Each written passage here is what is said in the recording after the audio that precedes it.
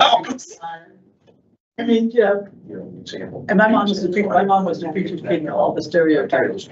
So My mom's preacher's kid. he messed with my mom. My mom and dad, they met and were married 3 weeks later. Well, my dad came to this. You're just asking. Right.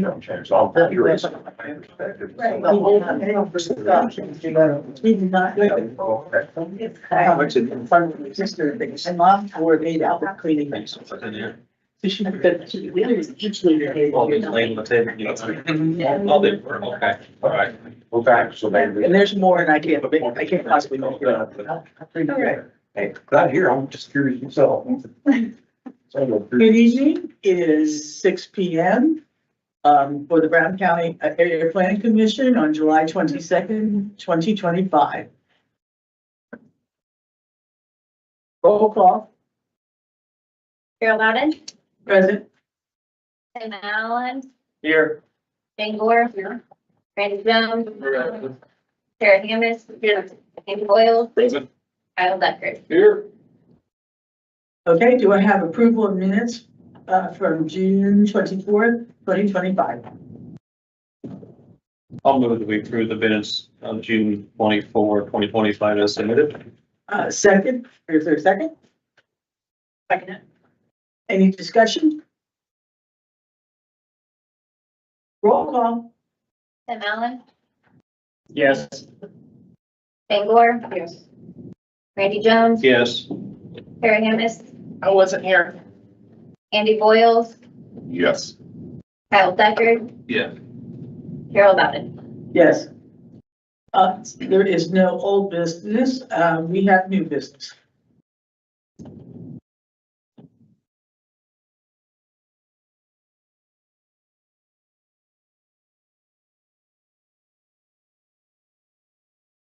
Okay, this is the staff report for Sneath Minor Subdivision, docket number 25-03. Hearing date July 22nd, 2025. Request, the petitioners are requesting a division of approximately 22.82 acres into a 2-lot minor subdivision. Petitioners and property owners, Gail and Lisa Sneath, Location, the property is located at 2853 Sperninger Road, Nineveh, in Hamlin Township. Access to the property is located approximately 900 feet east of the intersection of Bean Blossom Road and Spernica Road. Zoning and current land use, the property is zoned secondary residential, R2, and consists of a residence and barn. General findings.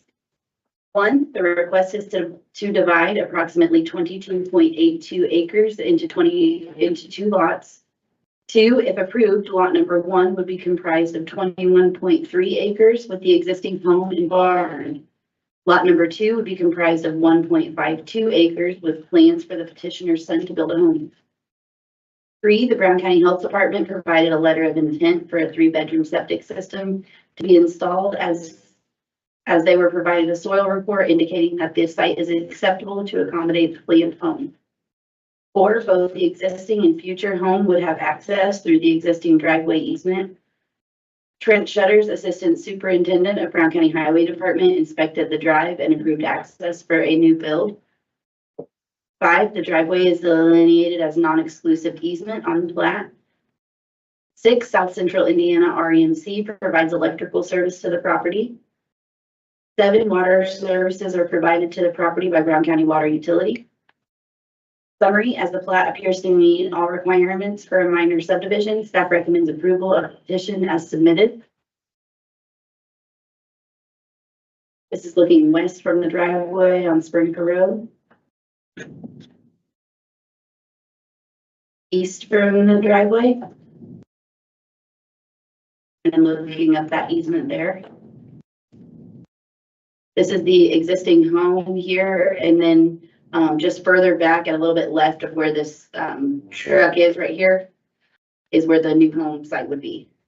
The new 1.52 acres. That's to the east of the house, It is. on the other side of the lake, or We'd have to ask the petitioner. Right on the other half. Yeah. Like we're thinking about this. Yeah. Yeah.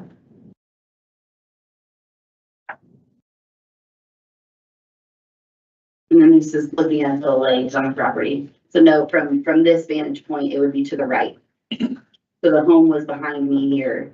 The new home site would be to the right of this photo.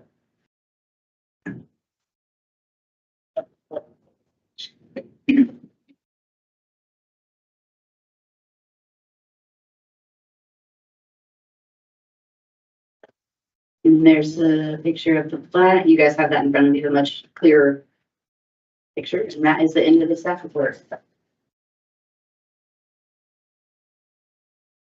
How about cards?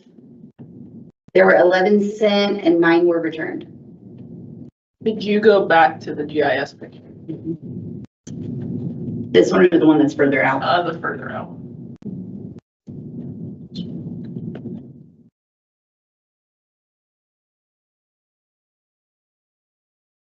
So that far left property line touches the Blossom Road.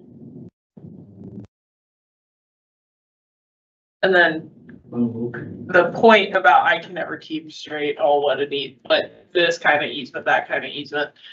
Obviously this driveway services, does it service other properties? It does. And it's within the petitioner's right to give access to someone else. That's how I understand it as a non-exclusive. Yeah, because I saw that post with the 3 numbers. Mhm. Okay. That was gonna be my question. So, Kayla, just question, on the plat map here, it's kind of got it dropping at a point over instead of straight across. But on the GIS or on the plot, it shows that that property line is not shaped that way. Is there a reason for that? Are you talking about the red property line? Yeah, Because that's not existing yet. That's the new. That's the new. Proposed. right, but I'm saying you're gonna leave a corner up here. Yes, that- this here, all this, the existing. Gotcha. That's where the 1.4 acres would be. How Gotcha. close would you be to? This is, Brian and, Amanda Webb's property. Excuse me, sir, who are you? I am Robin Riggs. I got property rights. Somewhere here. Did you want to see a copy of the plat that was provided? I got that. Of the new one, I'm sorry. That's something, sir. I'm not concerned about it. But I'm here, and this is my line here, and this is, Brian and Amanda Webb's property right here. Mhm. And they go all the way over to here. This is. Excuse me, sir. By fault for not reminding what the rules are, but you don't get to speak now. The public doesn't get to speak until we get to a certain point, and you have to come up to the microphone and introduce yourself and then speak at that point for up to 3 minutes. But that's my bad for not reviewing the rules at the beginning of the meeting, okay? Thank you. Kayla, just clarification on my part, the red indicates what? Floodway. No, the proposed. Oh, I'm sorry. I thought you meant on this map. No, That would be the new parcel. the new parcel, this big parcel out. Yes. On the deal, That's okay. the 1.52. And the white on this map over here indicates the total acreage? Yes. Okay.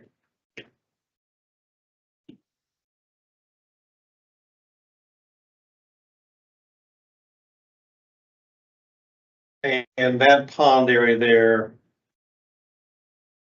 is that just a private pond? Is that Yes. got a feeder stream coming into it? Is it considered waters of the state, or do you know? It looks like just a private pond because the creek is on the left side over here. Okay, all right, yeah, I see it, okay.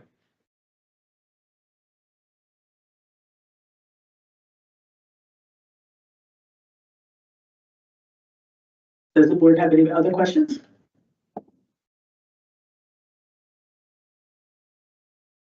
I know.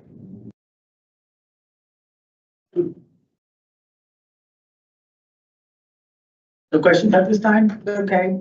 At this time, anybody that wishes to speak on behalf of the petition You come up to the podium and you state your name and you have up to 3 minutes to speak.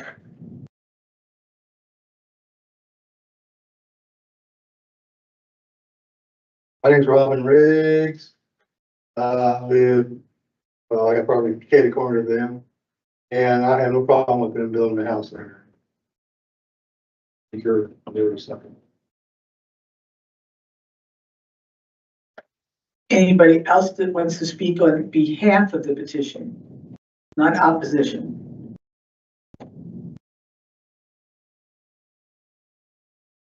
Hi, I'm Lisa Sneed, and we are the petitioners.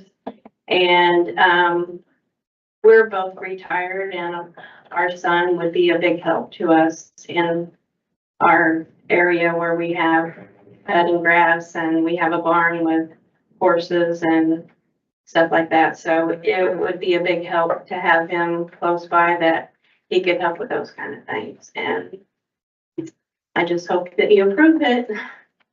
Thank you. Thank you. Go ahead, Andy. Oh, wait, we never asked the petitioner. Oh. Right, but it's okay. I think I've got it. That's your fine. I got out of the sequence, sorry. Okay. Anybody else that wishes to speak on behalf of the petition? Anybody that wants to speak in opposition of the petition? Okay, bring it back up to the board.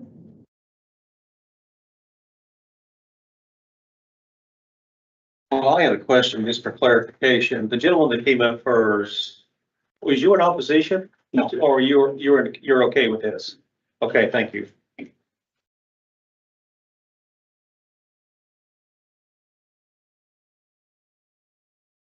And I do have a question for the petitioner. Okay.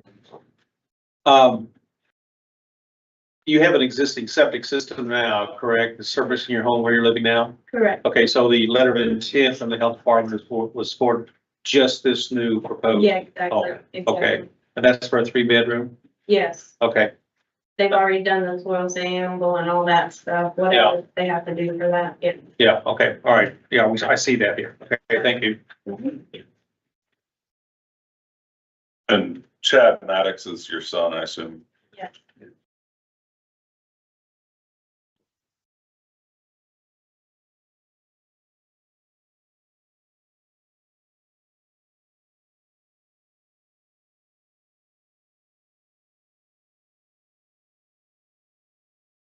Any other questions from the board?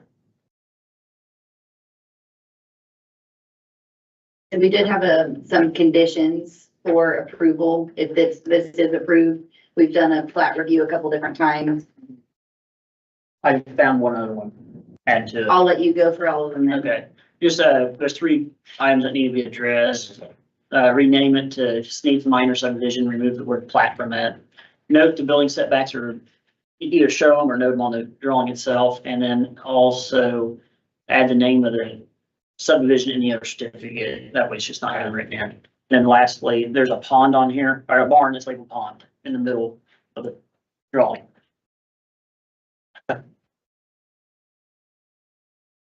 Pretty square pond, huh? It is, I agree. Yeah.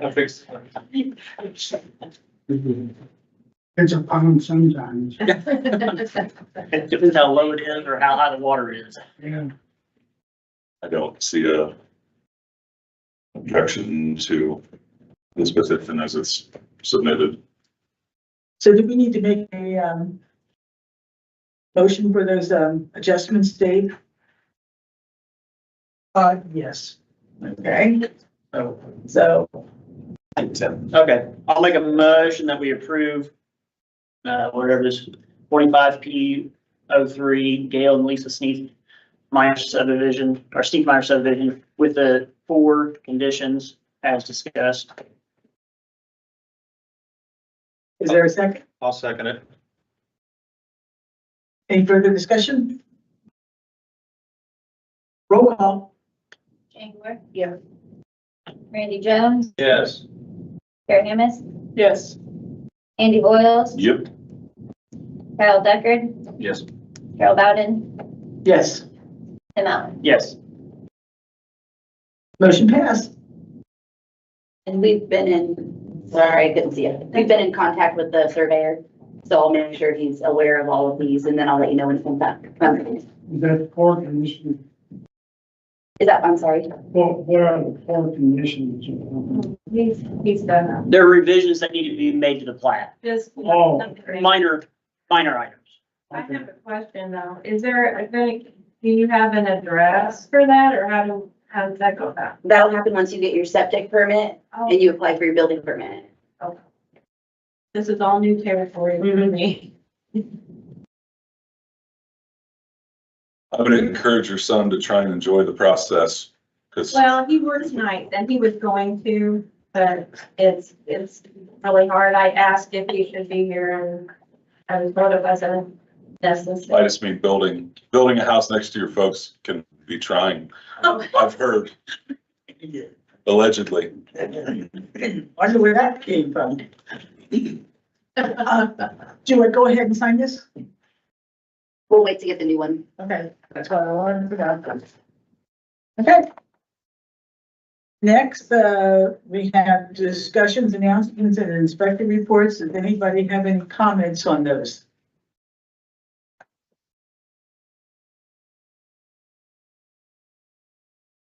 Bill? Notice. I need to ask, the Harmony Tree Resort, that's closed, correct? As far as I know, it's up for sale, yeah. So. Or if this just stays on our books until it sells, or how do we know that the next owner will know that there's some things that. That doesn't say completed, does it? There are a couple things that need addressed still. Yeah. I'm sure that Lonnie's taking care of that. It's presently closed. It is.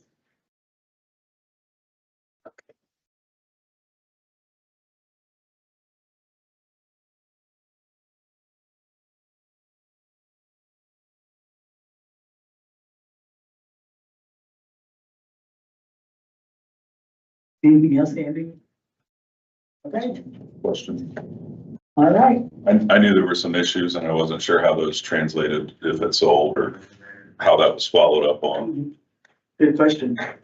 I know the geodesic dome deals are cool in theory.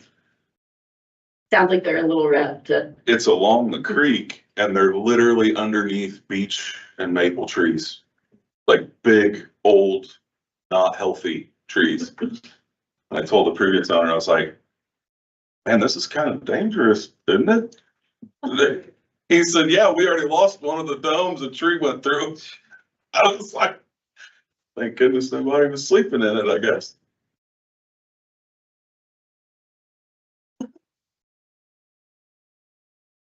Okay, so next we have discussion on future work session topics. Yep, and you guys have that form in front of you asking you to vote for your priority. Basically what we need to start next. What, like, how was this list? Just common questions that are in the office or, I know we've got a couple here that they, are looking at this camper. Okay. I know Like a that. sentence or two for each of these, a little more context, or just. Yeah, let me, Are we discussing each one and then? I think Kyle was asking Caitlin to give us, Start with, I think. yeah, so the fee schedule updates, the last time we did that, they took effect January 1st of 22. We said we'd revisit that in 2 years, so we're a little, it's already been 2 years. Yeah. So that's one of them, and then campers and RVs located on vacant parcels. That's the second one. How many calls do you say you're gonna be? There's one right now that we are unable to do anything about because there's no one living in the RV. So typically when we get a complaint, it's my neighbor's living in this RV. And then we've got help from the health department, because then that's a health code violation as well.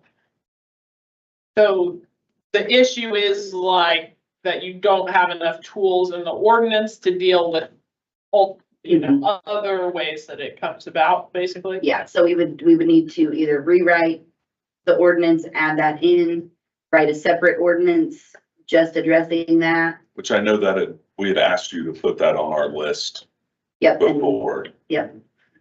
So I would say that's probably pretty low hanging fruit that can be resolved quicker than our subdivision the control. subdivision control is definitely a priority, but I think it will take some time. Well, you keep giving us a rundown of what each of these are. in response Setback to. requirements, especially rear setback requirements and LR. That's something that the BZA is seeing. And LR is like residential districts.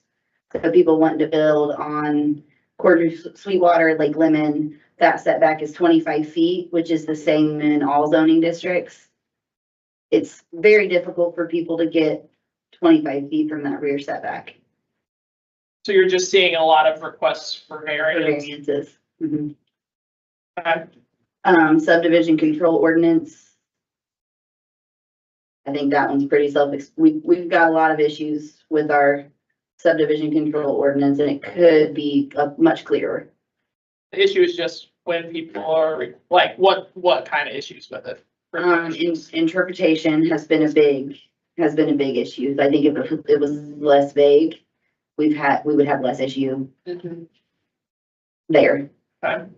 And then revising applications and checklists, that kind of goes hand in hand with that fee schedule update. Because when we start getting into the nitty gritty of the checklists, we'll want to update the fees too, if there's an update for those.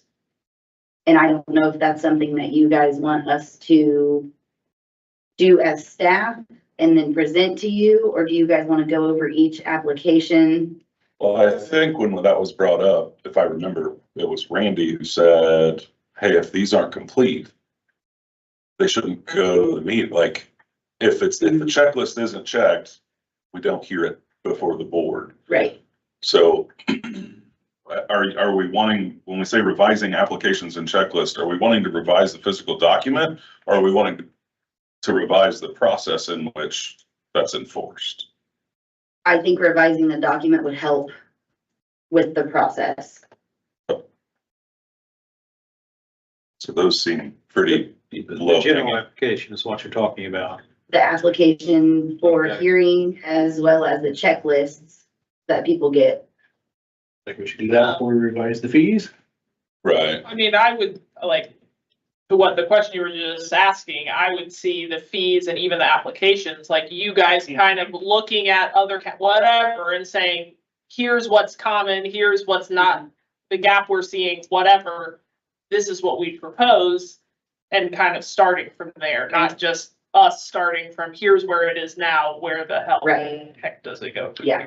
And I think last time we upped them by 25%, if I'm right there.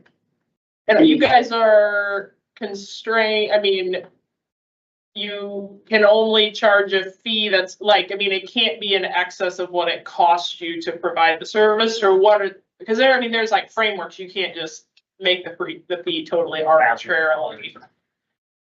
Dave, do you know what those rules are on fees?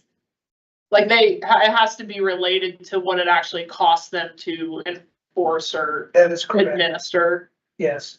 An established fee schedule that allow, okay.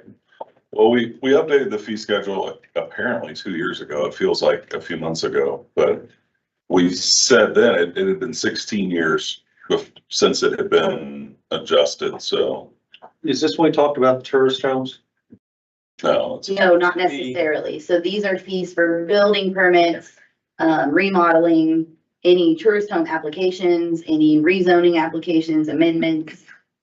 I believe at the time before we updated it, you had gathered surrounding counties' fee schedules as well. Like that wasn't a willy-nilly pick a number. Yeah, we didn't just pick a number out of, What we upped it to was still below the it still is very below. minus Morgan County, I think. It was, I think that's right. So number C here on setback requirements, you gave an example. Are we looking across the board on this, or are we looking at just carving out certain areas like 40 Sweetwater? I think when we look at them, we should look at all of them just to make sure that the intent is still, the intent of the original setbacks is still followed. Yeah, That's just the one that I see the most often. right, yeah, okay. Well, I guess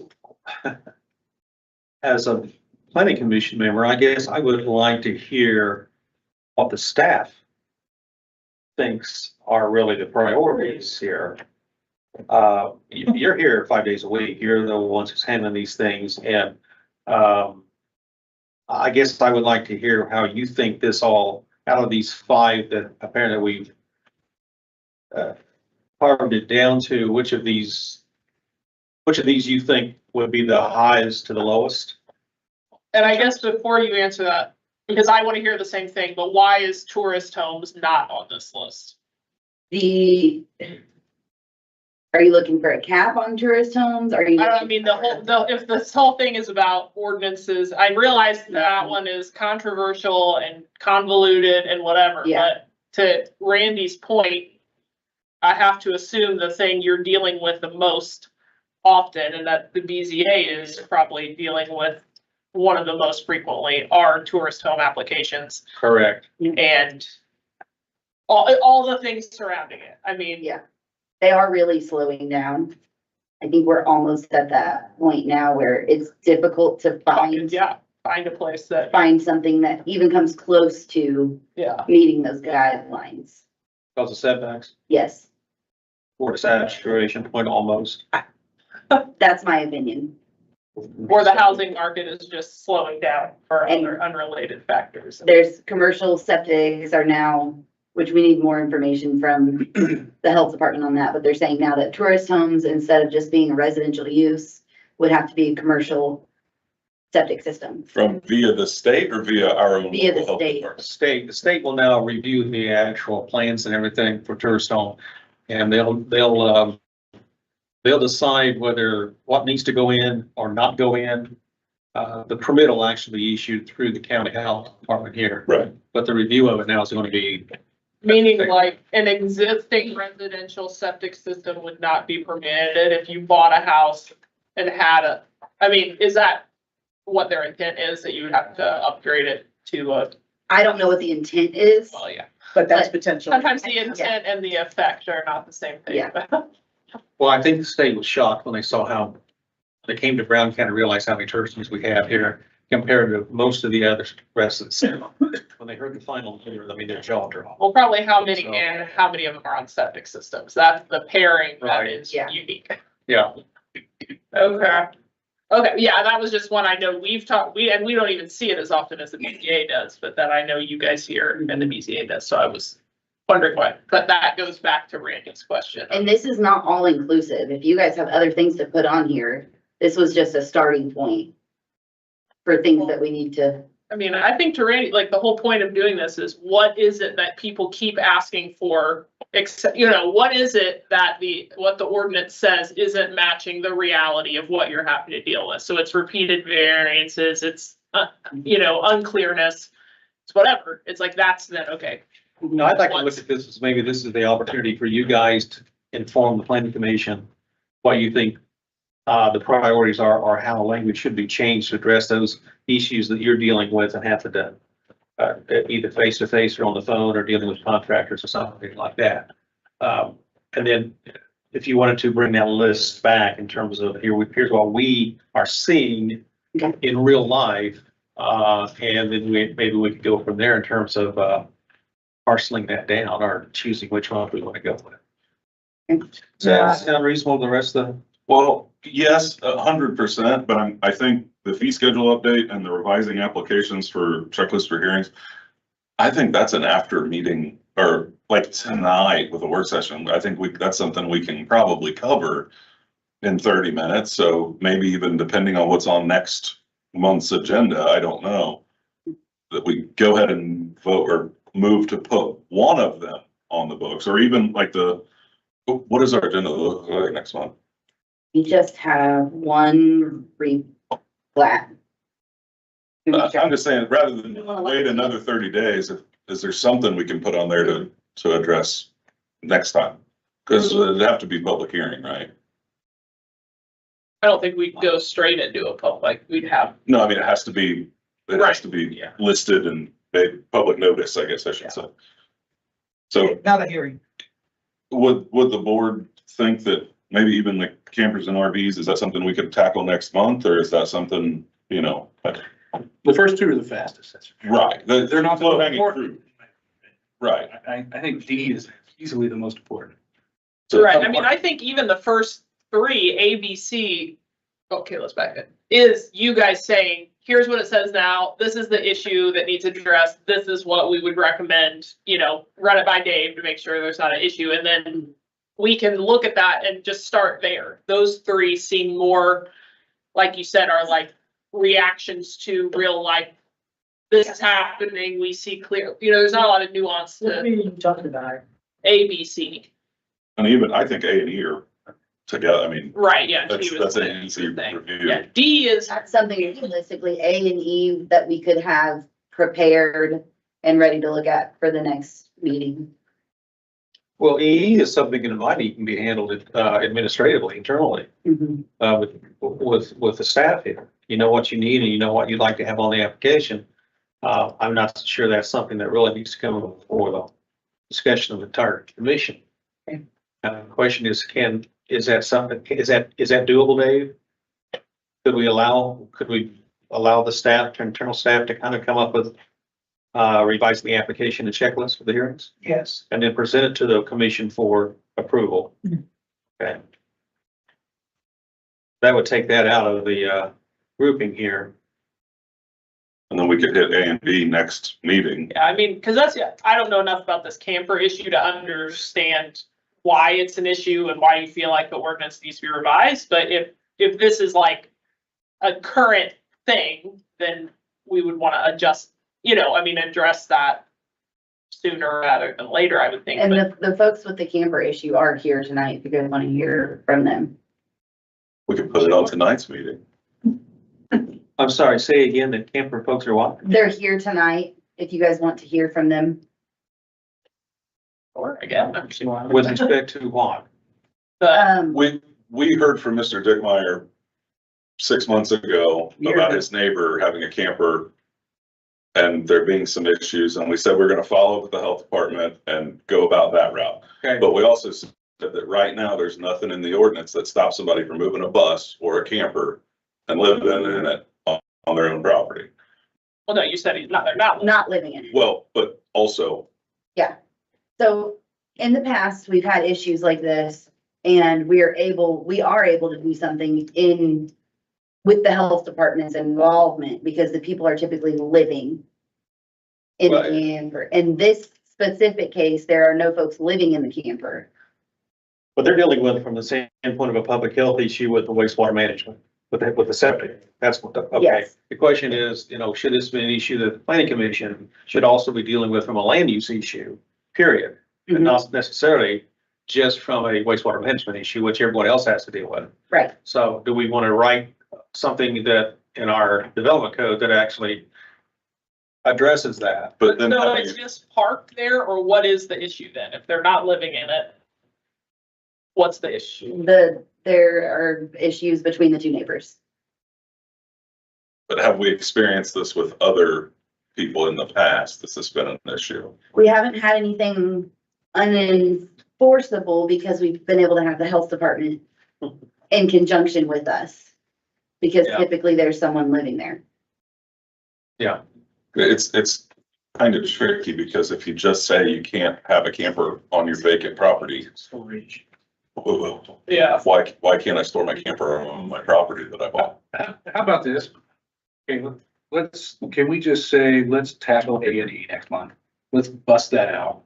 Let's hear from the camper folks, refresh us again on what's going on. Cause I think it's gonna take a little bit longer than A and E on the camper issue. So let's just, is that unreasonable? A and E next Yeah, month, bust it out? I think A&E seems pretty, and You guys think you can have something for us to vote on next month? Okay. I think they're related. I don't think the camera's so related, so I'd rather not tackle all that at once. But then maybe they can have them up here and hear them again and refresh us. as far as the lake or the setback requirements in the lake, district, is there is there anything that differentiates between a home or a deck or a boathouse? You know, because that would be the only tricky part. I know at Sweetwater, it's one way, but It that is. may not be the same on Lake Lemon or, It is tricky. So on the water Damn, like, is the Conservancy District. So docks, things like that, that is up to the Conservancy District completely. On land has to meet our building setbacks. And that's the same for a garage. So like a rear setback is across the board. It's garage, porches, houses, The rear on those properties is considered the lakeside. lakeside.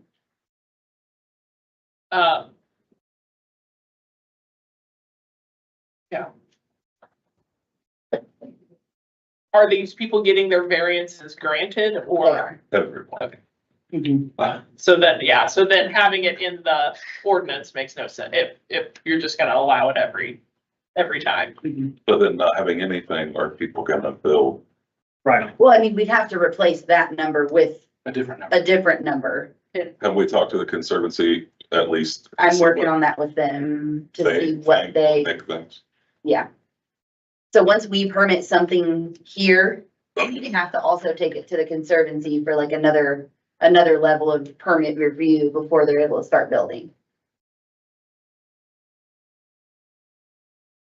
So Nick at the Conservancy District, Nick Johan, he's well aware of all the variances that come through.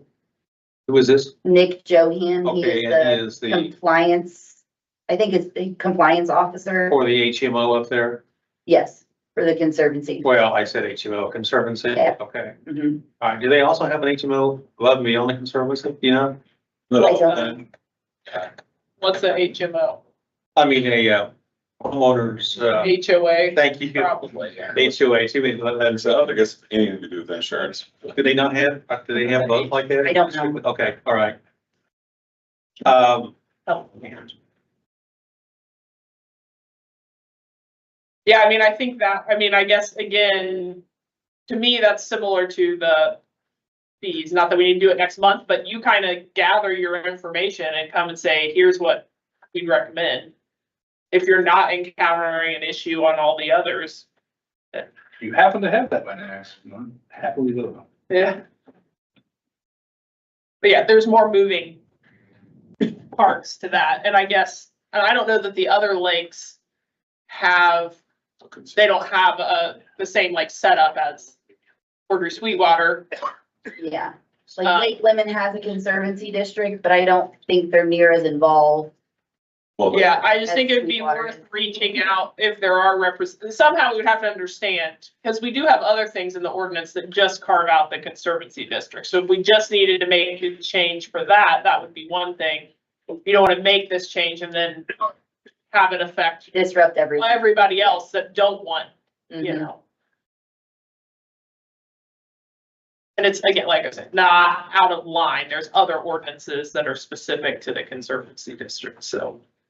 There's typically been no entanglements between the Conservancy District and our development code, right? I mean, it's pretty cooperative in terms of, Yes. okay. Mhm. And Dave, this question's for you.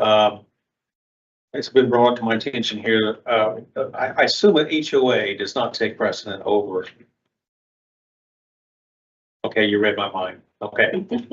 They Thank can you. be more, they can be more restrictive essentially, but not. Right, that's a private contractual arrangement, so they can do whatever they agree to. It can't conflict with the zoning ordinance, Okay, but it can certainly go beyond.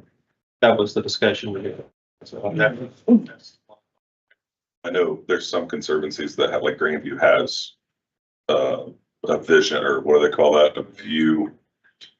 Shed, Grandview, use case. It's Grandview, but yeah, the landscape, you can't interrupt, like your boathouse can't interrupt your neighbor's sight line. So there, I forget what they call that, Viewscape or whatever. something like that. so So, small lot, I think is what it's called.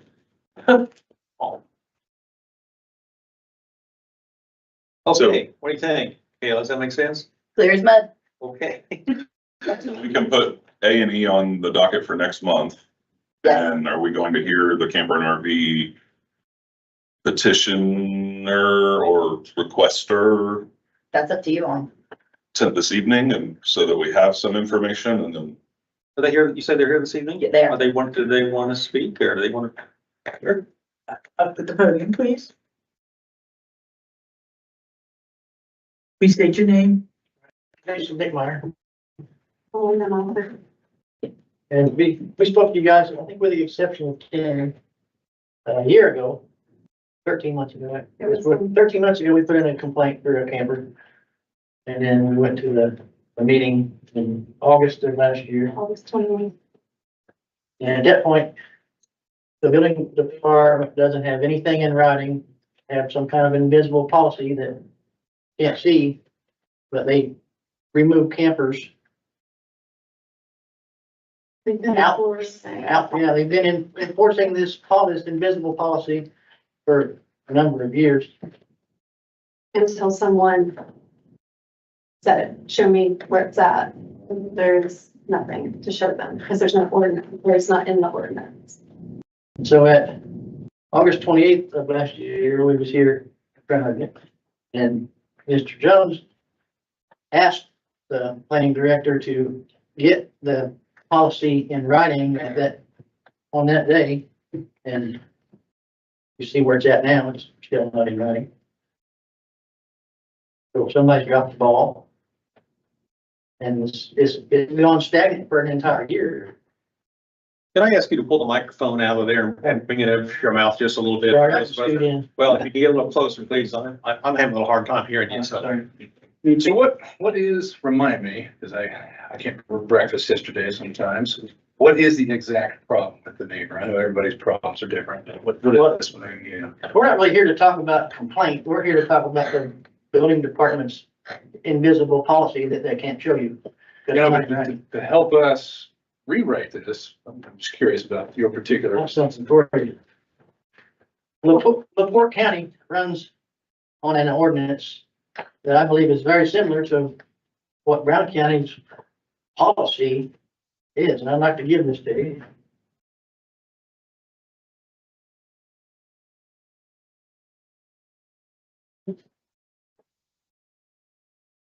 Do you want me to tell you?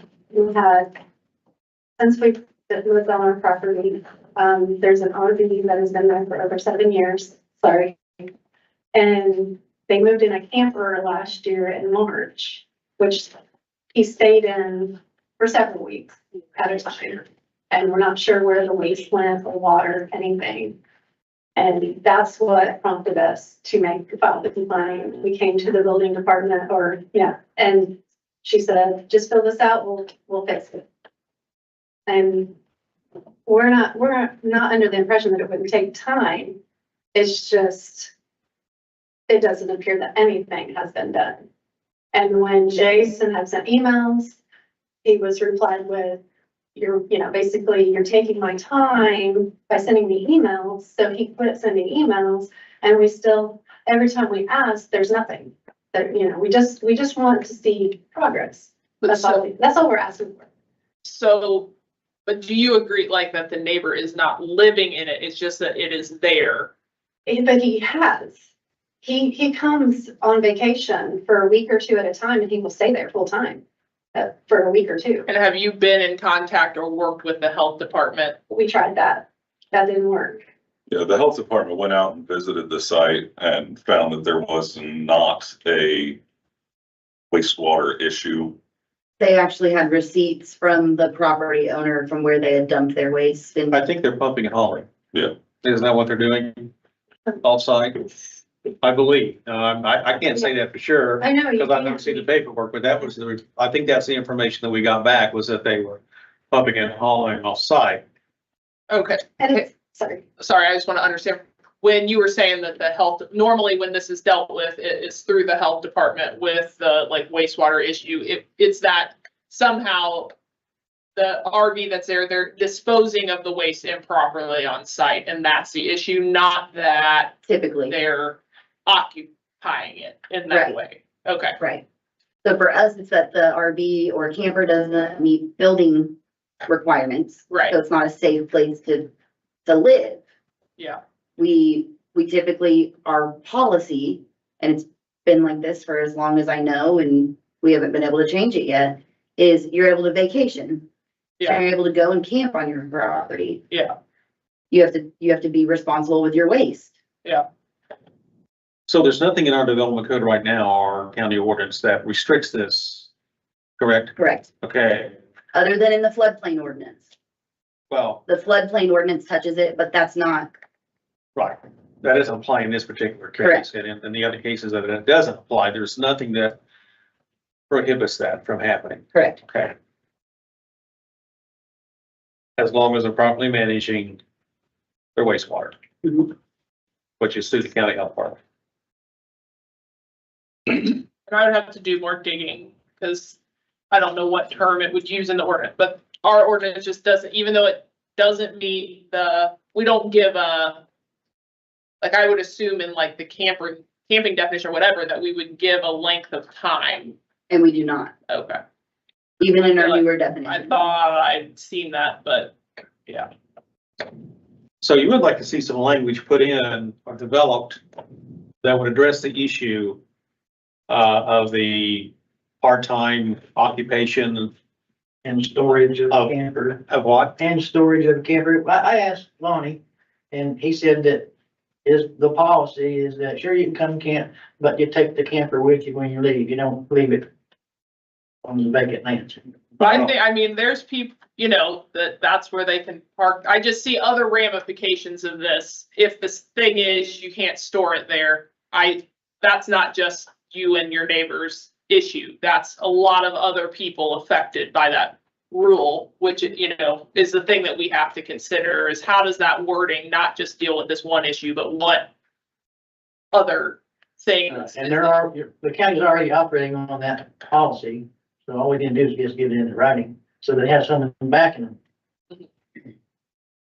I mean, we have to listen to, because when he does, he leaves the air conditioner on the whole time he's gone. So he could be gone for a whole month and the air conditioner's running. We have to listen to all that. We have to see it, it's really, because like we built our home, we wanted to build our home a certain way. We wanted to live in a camper while we built, and we were told we weren't allowed to do that. Yeah. Because that's your policy. I guess we could have just done it because you can't enforce it. That's just what I'm saying. But we If you didn't were do that. living there, though, it would have been a health department issue as well. No, And that's where some That's of the thing, like, we could have went there for 2 weeks at a time. We could have got a What he plastic does. bucket like he I did, mean, it's. told you that we haul it off and dump it over the hill, just same as he does. So you don't have any way of knowing whether he does or whether he don't. and I completely understand where your guys' point of view and where you're coming from.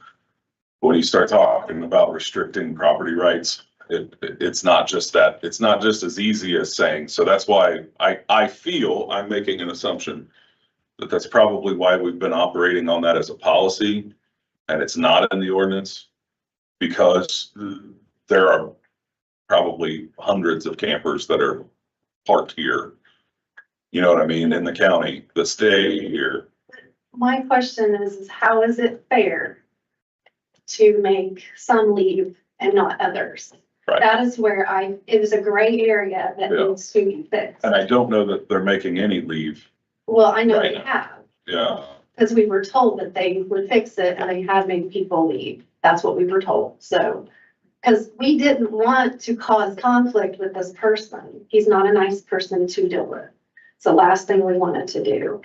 But, it's just like, you got one RV that's been there for over 7 years, and then they bring in another camper. It's like a campground over there. I don't know. Okay, Caleb, just relying on, I want to make sure I understand this correct. According to our ordinance, you can bring a camper in and you can set it there on your own property. And you Our can come, ordinance doesn't say anything. no, it doesn't prohibit that. Right. Correct. And you can come and go in that as you want. Correct. You can go in and stay for 2 weeks. You can go back to your other home for 2 weeks, or you can come down for a weekend or whatever, to add infinitum if you wanted to. But Yeah, our ordinance just doesn't say anything about it at all. no, it's completely silent. Yes. There's nothing there. There's nothing that addresses it, correct? Okay. And in the past, these kind of complaints have been turned over to the health department to make sure that the gray water, black water is properly handled. Yes. Okay. So it's been our department working in conjunction with them. Only from the standpoint that we're kind of acting as a pass-through. Yes, We're not doing anything else. right. I have a question. So how close is this camper to your property line? What's on top of it? 10 feet? That's what I was gonna say. I think we gotta put a distance for a setback, at least a minimum setback to be something to help soften. If you're gonna allow campers to be, maybe make them have a screen, some kind of plants or whatever, so people don't have to stare at them. Same. Well, and that, just in general, we have setbacks for houses from, and buildings from property lines, so that's why I was asking, you know. Just make it either do the same or a larger setback for a travel trailer RV side. That sounds fair. That would get it out of our view. Then, So. And then by all means, let her sit there and punt her stuff over the hill. Did you talk to the health department after they were out there? We've had them out, they've been out there. Well, no, but did you talk with them? Did they follow up with you? They didn't. They didn't follow up with me. They didn't, directly. you, so after they made their on-site. They followed up with the planning side of it, and Okay, they got back with you? Yeah, Okay. They didn't talk with you? right. Okay. yeah, there was found to be no violation, and I'd let these folks know that on their side, there was no violation. Correct. Okay. They had receipts from where they hauled some black water out, but they don't have any way of proving how much water they pumped into the camper to turn into black water. So Kayla, in the past, when we, Lonnie, or whoever has been successful in persuading campers off properties, Mhm. has it been because of health department? Yes, Has it only been because of health? Yes. Okay. Dave, I mean, what do you see in other, I don't know that either. Dave, what do you see, like, for this in other counties or like options for this? Because even the noise thing with the generator, I don't know where our, like, noise ordinance falls, because you could have to listen to somebody with a house run a generator, you know? yeah, and we don't have a noise ordinance for that. I've printed off multiple other counties too. They provided the LaPorte County. I've printed off multiple other counties too, so whenever, if you want them now, I can make copies of them. I mean, I don't think I need it. You could probably email them. Yeah, Well, I think this kind of begs the question is that, you know, do we want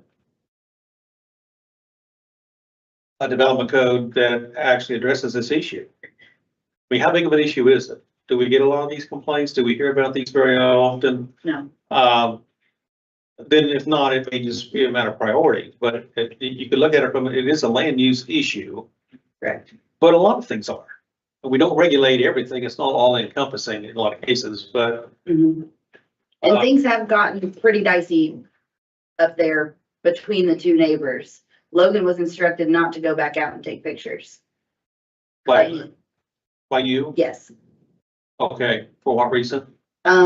This gentleman here had come in and said that things were getting, I don't remember the word that was used, between him and the neighbor, things were Okay, happening, and That's so it's a safety issue. it was a safety issue. Okay. Yeah. am I correct in thinking, whether it's out in the country or even in town, that any building, any structure, which a camper is basically a structure on wheels, always has a setback on the lot, the property, A structure does. Not a camper. not a camper, What but I mean, what would the setback be? yeah. So the front property line, it's gotta be 50 feet from the center line of the road. If it is, Sounds like from the it's probably side, yeah. from the sides, it would be 10 feet on one side, 15 on the other. Then from the rear, 25. So if it is 10 feet, it could be that they could, like, a structure could be built there, it sounds like. Just the same as where this camper is sitting. Cause I would have to look at the property and. Yeah, I know you probably just swagged off a number, but 10 feet was.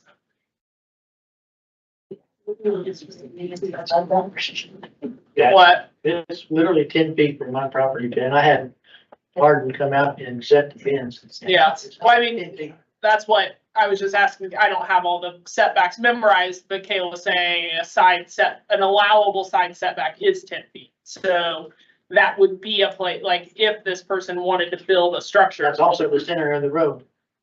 So, This- so that would take that setback to 50 feet, which Okay. we would be fine with that. If you get that thing 50 feet off the road, But your But that's setback not the- isn't 50 feet either, though. it's, I got signed by Lonnie, so I'm all good. It's 25 feet because it's considered a private road.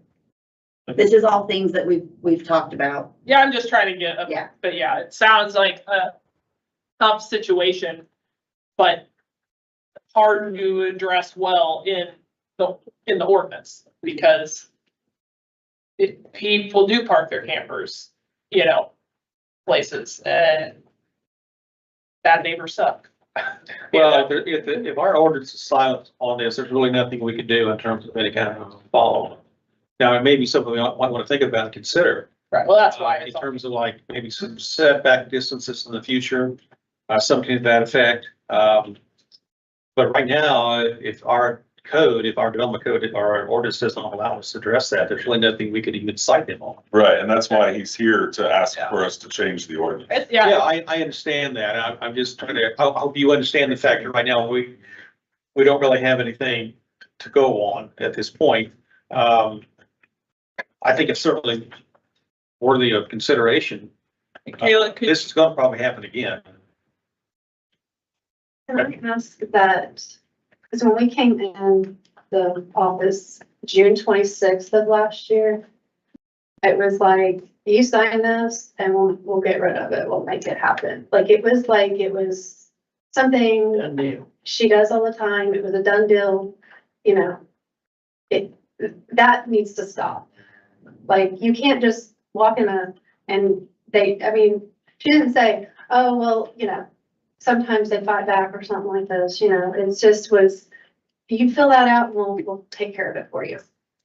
That has to stop. She can't be telling people that that's gonna happen, because it's not gonna happen I mean, it with every sounds, situation. right, and I mean, this is everyone in any position is gonna have new experiences and Yeah. learn new things, but it sounds like in the past, the issue is they're not disposed, that her past experience Yeah. was, when we see this is how it gets dealt with, and this is the process to deal with it, so. Sounds like we've got a misunderstanding or miscommunication between campers having a septic issue and campers not having a septic issue. Correct. And that's where this really is right here.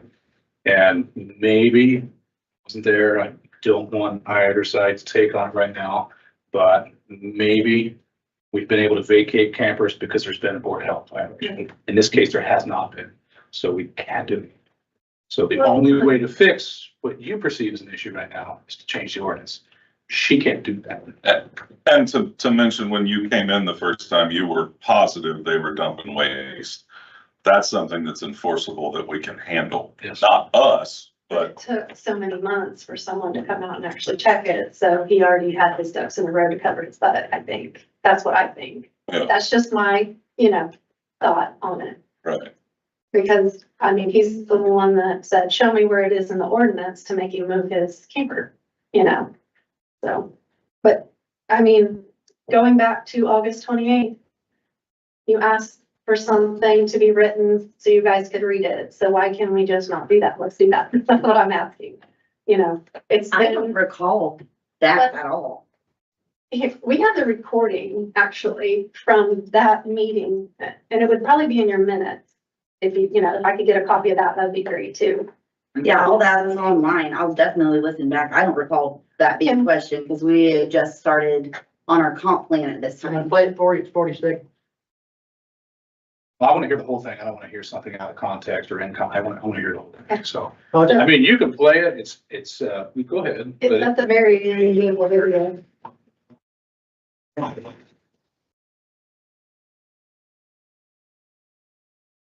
You hold it to the microphone.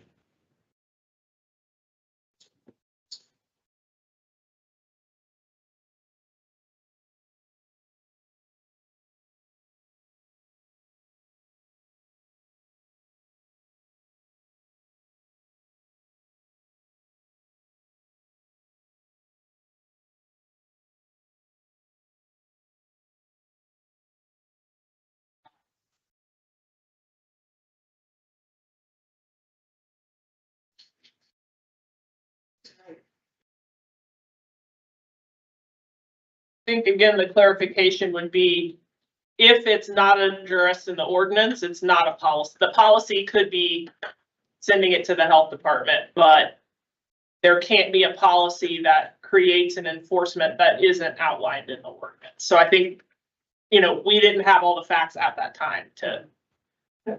I just think someone dropped the ball, either accidentally or whatever. that can- And that's why we're It here. will be, yep. We just need to see something.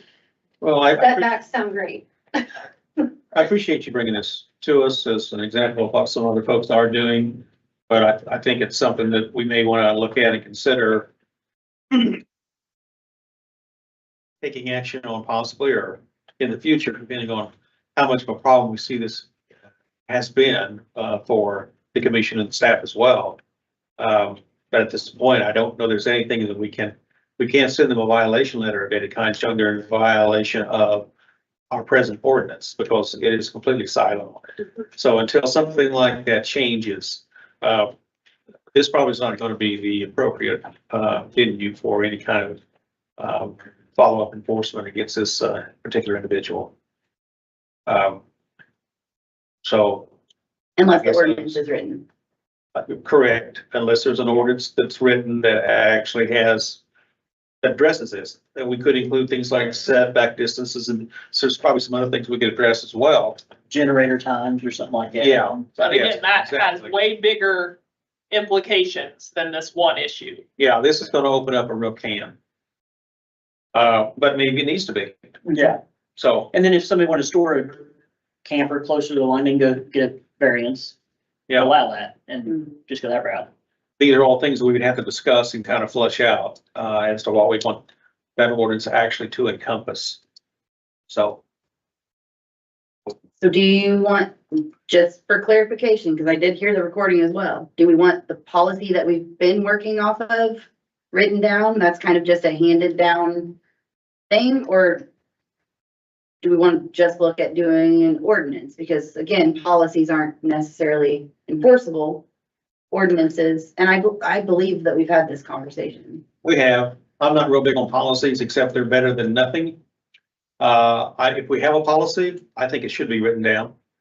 And, And we can use that For guidelines. for guidelines in order to create the ordinance. because for consistency, if no other reason. Dave, is our soon-to-be policy at all enforceable? If you adopt it as a policy, it's enforceable. Whether, it's one of these situations where, if you enforce it, you're going to court and judge will decide whether it's a reasonable thing, to deal with. And, so I can say, yeah, we can enforce it, but whether a judge would agree or not and go through, but I don't know. Yeah, I mean, it just depends on what you come up with. What is the current unwritten policy? You can vacation in your camper RV. I mean, a typical vacation is a week, 2 weeks, maybe summer vacation. But not defined. But not defined, correct? Yep, and then you take it with you when you go. I know I've built homes for people and worked with Lonnie. I had a client that sold their house quicker than they thought, and they wanted to know if they could stay in a camper. And we said no. So they said, okay, can we come down for a week? Like, can we do it intermittently, like when we're working on stuff? And he was said, absolutely, that's fine. Just, I don't want you living here while you're building your house. So that's what they did. And they got the pole barn finished, moved the camper inside, and would stay in it for 3 or 4 days and then go back home to an apartment that they rented. So I mean, it was the same situation. I didn't ask to see the ordinance. It was just, going off good faith, The unwritten policy has you taking it with you when you leave. Right. Because we don't want crap flowing down there. Is that? And we don't want complaints about things like this. Yeah, I would like to suggest that since we don't have the policy written down, that if you would go ahead and let's put that to print. Okay. And make copies for us at the next meeting. So we say we've looked at it, we've seen it, we reviewed it. Would you also send out those other ordinances from the other counties you Yeah. said you compiled? Mhm. There, Do we want this topic on the agenda next month as well? well, as far as the policy? Yeah. Well, it's just a matter of regurgitating the verbiage we have now onto that, so, I don't see a problem with that. Okay. Be very simple, just putting it out there, this is our policy, this is what we've been going by, subject to change. Sorry, Dave, I have a question. If we do a policy like this, that's then voted on here, does that need to go further? Yeah, I mean, if you're gonna enforce it, it's gonna have to be part of your ordinance. Yeah, The policy would be the first part of it, and then the ordinance would be the second part. well, the policy would be reflected in a draft ordinance that would be recommended. I mean, how are they Recommended. the policy? Yeah. Right, really think. I'm sorry, Kyle, I can't. Yeah, what'd you say? How are they really different at the end of the day? We're not making an ordinance change. Basically, that's all we're doing. So that's change. Let's get rid of the word policy and address the ordinance. No, we're not making an ordinance change, we're creating. We're adding to the ordinance. I say send out the one, I mean, I'd say, yeah, let's talk about it more next month, but it's gonna be a review what's out there. I don't think this is getting voted on. next. And should it I think even that's too damn be, fast. All the cameras can, Yeah. sorry, here. We would be happy to see any kind of progress, so thank you. So I just want everybody to keep in mind, we don't want to be creating ordinances piecemeal here and here Yeah. and there. We want, once we start the ordinance process, we need to continue right on through. Yeah, I don't want to consider this amending or changing the ordinance. If we have a policy, then it needs to be put in writing. but I think Yeah. policies can only reflect what the ordinance allows, like, this isn't. That's a good question. Kara, that is a good question. We had policy, I'm just gonna talk my previous life. We had policies that state that were not in our ordinances. But we were told they weren't enforceable. Yeah. Because they have no penalty clause with them. Right. But they did show a cohesive structure that the entire branch or section was following that policy. But there's times we've got the court, as Dave said, and the judge didn't like it and it got thrown out. It didn't carry the same weight as we were told that an ordinance or an Indiana code or an IC would carry. That making sense, Dave? Yeah, I mean, for example, the interpretation of an ordinance, you might have a consistent interpretation, that would be a policy. And the courts are supposed to give that great weight, but they're not required to follow that because it's a question of law and they're the ones that have the final say on what the law is. So if you want something, you need to specify it in the ordinance if you want to accomplish something. And I suspect we're gonna hear a whole lot more people if we open that one. That was fun. Yeah.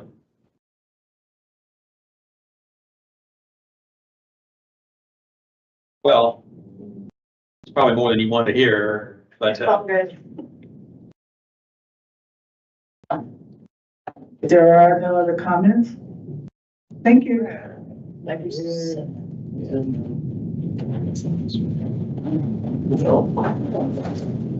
Ayla, do you have any questions of what we're gonna be working on for the next meeting? All of them, A, B, and E. Yeah. But I guess if we, depending on what we decide, maybe setback requirements rolls in some other things too. We will see what we can get done. I still- I didn't mean to write this as a to-do list. For me. So you guys are the ones that know what needs to happen though. Yeah, we needed guidance on where to go next, because we have talked about, now that the comp plan is out of our hands, we're able to get back to work sessions and do all those things. Yeah. So, okay. I guess I do have one question for Dave. I sent it over to you, Kayla, that survey.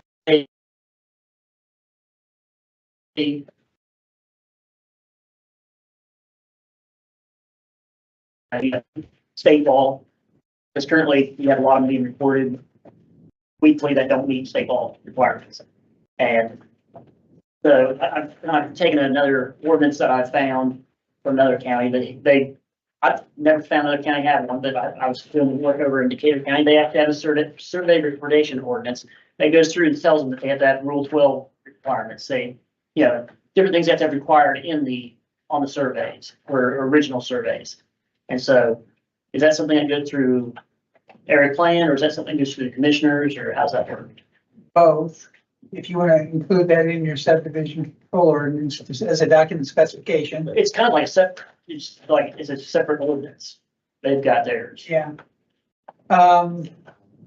If you want to have, I mean, if you're concerned about subdivision, that needs to be in the subdivision control ordinance, but if you're just saying in general, every survey that's recorded. Yes. Sure, okay.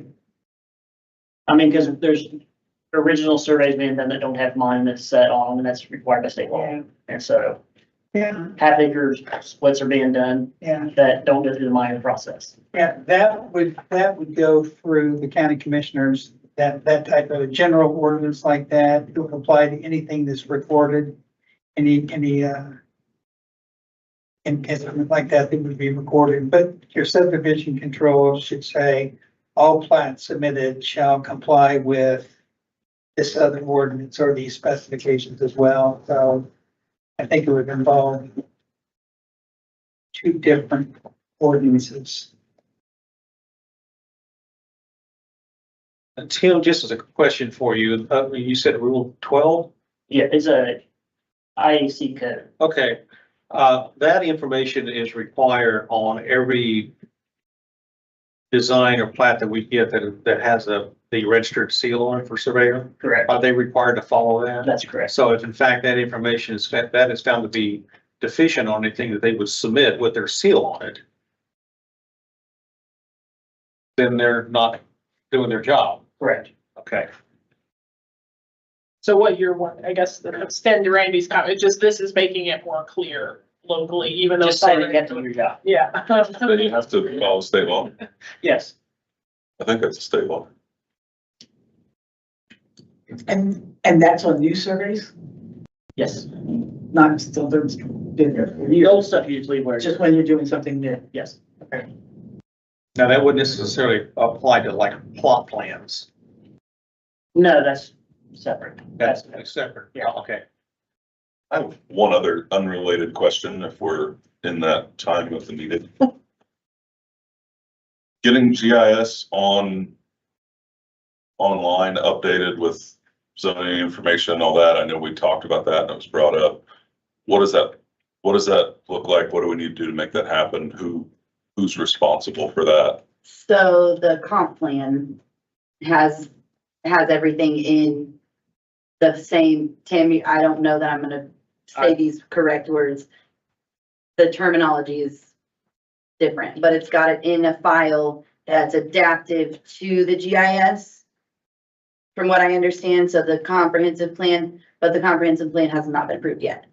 So wait, is in a file to where they could just download it to GIS? I think it would be a little more It's gonna difficult. take some work on Tom's side Yeah, to That's what, massage it all over. but there's no approval needed. There's no, like, we don't need to vote on it. Like, that's work being, well, you guys already voted to send the positive recommendation on the comp plan, which includes the digital maps okay. in the comprehensive plan. But if the comp plan doesn't pass, do we need to, how do we readdress that? Because That's something that is between Tom and Logan and I will take time, a lot of it. Cause we'll have to go through zoning for every parcel. And add it to, You're saying if the comp plan doesn't pass, that's the case? Why would that be? well, that's the case regardless, right? cause those would then be our new zoning maps that are in the comp plan. Oh, okay. The comp plan's got the new maps. Gotcha. the proposed maps. Gotcha. Right, but wouldn't the zoning need to be property specific anyway? It is on the new maps. The old maps are like paper. So we have new maps that are part of the comprehensive, Yes. okay, but we've paid for them, so we can use them, whether the comp plan is No, only if the comp plan's adopted, what? because it's becoming adopted. Okay. So those maps update and everything changes to being the new zoning. So we paid for them to update those maps electronically. Well, to create a file for us to do that. But if we don't pass the comp plan, we can't utilize that data, or we would have to order a new directive. Well, they've just told me we've got to go through a ordinance to update those new zoning maps. So we can do that regardless of where the comp plan is. I was not aware of that. Okay. Yeah, your comp plan maps are different than your zoning maps. But in certain ways, they can overlap and be the same. But the comp plan maps are just for guidance. So over time especially, they diverge because you'll have a policy. This is kind of what we want, but then specific petitions will come in and they'll make a good case. Well, this should be zoned this, that, and the other. So you'll adopt a different zoning designation for that parcel than is present on the comprehensive plan map. So It's changed and updated based on the new activity. Yeah, I mean, there's places that are zoned general business that are in, Right, because that's what I was thinking. I was like, no matter what the comp plan says, there's already gonna be parcels that are outliers. Well, but they took our current zoning maps Gotcha. and digitized them, Gotcha. basically. so would that be something that a high school student or an intern could help? Is it just data entry, or? You would really have to know the zoning rules to verify the parcels. Oh, that narrows it down considerably. So there's like two people that can do it. Others could be taught. But who wants to learn that? Well, I mean, I think it's something that's important. It's definitely something that needs to be, I mean, GIS is an amazing tool and it's being underutilized Yes. right now. And for whatever reason, I mean, I know you guys are busy. I'm in the office throughout the week. I see sometimes the craziness that's going on and the lack of people that are actually there able to do things. So I understand, but I'm thinking along this list of priorities, that's something that I'd like to see done regardless. You know what I mean? Whatever, that's an area that we've identified that needs corrected, that I think it may not be AA on our chart, but on our Venn diagram, but it's definitely something that we can do. But Yeah. like, you guys have access to a layer that shows it accurately or no? No, Okay. that's what we're trying to get. Oh, but I'm saying, I was under the impression, I just evidently made this up, but it's like, there used to be the public facing GIS, there was a zoning layer that you could look at, but that was causing problems because it was inaccurate. So people were making assumptions that they couldn't actually do because of something GIS showed them. Yes. But I thought that, because there is like another, just like you can look at tourist home locations and whatever, there's another side you can Yeah. view that isn't viewable to the public. And I assumed that you could still, like, if I'm calling you and asking you for zoning and you're just like, it's this. How are you? In the town, the zoning is all added. So anything within the town limits, it'll say R1, RB, B, whatever. Yeah. In the county, we've got icons on our maps. And that's what we've been doing the last 5 years. Pretty hard is going through any spare moment, we're going through that back room for the old rezones. Because there were some in Gnawbone that were in like 79. Well, they've never been on the map Yeah. as general business.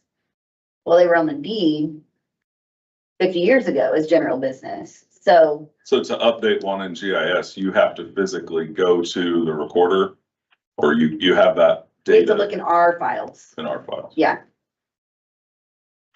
It's labor intensive. Yeah. Is there a way, let me ask this, and this may be crazy or unimportant to some. is there a way that we can set it up to anything going forward? A new building permit is automatically, when they get their driveway assigned, the GIS gets updated with what zoning it is? That I'll have to ask Tom that. I don't know how, I mean, as far as the checklist goes, if we could integrate a trigger that GIS gets updated with this project, then, I mean, it's not going to solve all the ones that are already existing, but it'll Right. certainly help us going forward. yeah, like right now to add, just so you guys, I think all of you guys have seen our zoning maps. I don't want to bring one out because they're a little embarrassing. They're like 4x4, ripped in places, so we've been working on getting those fixed with document repair tape. That's not fun either. Yeah, it's 2025. We need a digital. I mean, Yeah, it's just, yeah, so what, as far as priority, I think that's something else we need to discuss as a board and making that, whether the comp plan goes or not. I have a note, maps is up there. I put it on this list. Okay. Okay. So I think every one of us has asked Kayla if it's clear what we're trying to do before next month. And then after that, we talk about another thing to do. So, let's recap. okay. So I'm gonna have fee schedule updates. Probably I'll look back through those old minutes. I think we decided to relook at 25% again. That was back in 21. So we'll look at those. I will send you guys, probably first thing in the morning, the camper RV along with this LaPorte one. I've got, I think it's Bartholomew County, Monroe, Oregon, all the surrounding. So I'll send those, tomorrow morning. I'm ready. What's this I go? Revising applications and checklists. We'll do, some of those internally and then bring them to you guys at the next meeting to present. We need to get the policy for the camping ordinance.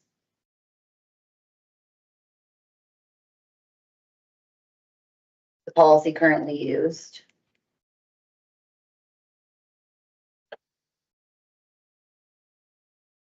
What am I missing? Did you say send us the ordinances from the other From the other counties? counties? Mhm. Yeah.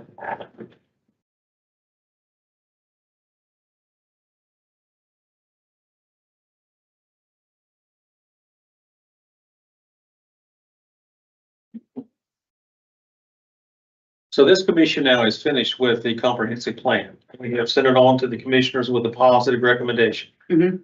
And that's where it stands right now. Yep. That existing plan has been online for public review. Yes. Okay, that is with those last changes that we have suggested that Yes. was sent through. Okay, Mhm. so it's been out there for the public to look at.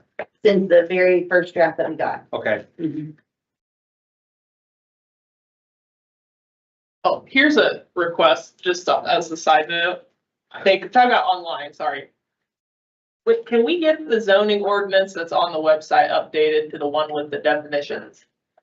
The new definitions. Is that not on there? It's still, I was just looking again Okay. tonight and it's still the 2022 one.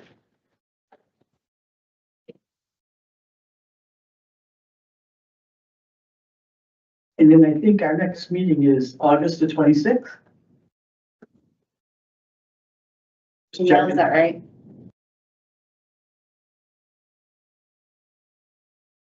It's the fourth Tuesday. Yep. Yeah. Oh, yeah, Okay. 8/26.